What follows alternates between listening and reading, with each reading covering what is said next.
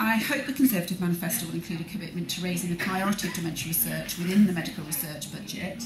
And I hope Stephen will be urging George Osborne to make the kind of long-term investment in dementia research that's needed if we're to defeat dementia once and for all. And please tell George that the Alzheimer's Research Trust's recent work has shown that if you actually work for longer and delay your retirement, you also delay, you put off some of the risks of dementia. So we're giving him a gift there, and I think we should ask for some dementia research funding in return.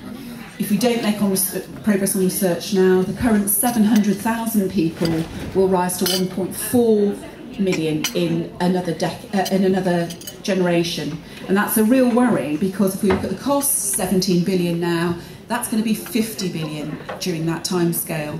So it's an immense worry. And it really is a case of, if we can spend millions now, and of course that is a lot of money, but if we can spend that now, we can save billions later, and that's why it's important. Leading Conservatives, including Stephen O'Brien here, have recognised this, where the Labour government has failed to do so. In February, when the government released its national dementia strategy, which the Alzheimer's Research Trust, while it understood the care side of it, criticised as a letdown for what it did leave out, which was the importance of research within that, in any strategy.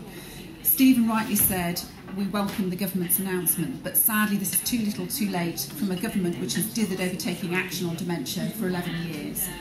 Unfortunately, Labour's approach is still too piecemeal, and their strategy fails to address key issues such as the continuing scandal of patients being inappropriately prescribed chemical cost drugs, and the need to ensure that funding for Alzheimer's research is given greater priority in the NHS research budget. And I think that's a really great statement, and it leads me to some hope about what the Conservatives might do. So we need to hear more about that. We said very categorically and very clearly that we would increase the proportion within the NHS and the Medical Research Council's funding that is going to be dedicated to Alzheimer's and dementia research. And we brought the organisations in. I can see some of the people in the room now, and we gave them a heads-up briefing in advance. And we did expect that then to be used to castigate the government instead of everybody rather being tame about it.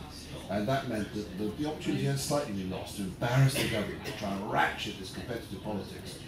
Because by us saying that, we would have expected Phil Hope and all my exit numbers, and I've been doing it before him, to actually say we can't let the Tories get ahead on this. But because it's been kept a bit mute and not really been given that great prominence, it's not been used as the lever to get the government of the day, who ultimately have the decision-making capacity and indeed the funding streams, to actually make that difference. So as the timetable has now moved to the point where next time we meet there will have been a general election, I suspect that opportunity has been lost. It's been a bit of a frustration. Obviously we worked very hard to make sure we could make that promise, and we will stick to it, and it's a commitment, and I hope that people take a great deal of comfort that means that there will be this opportunity to see an increase in the allocation of the amount of money that is available in science research funding being allocated to dementia.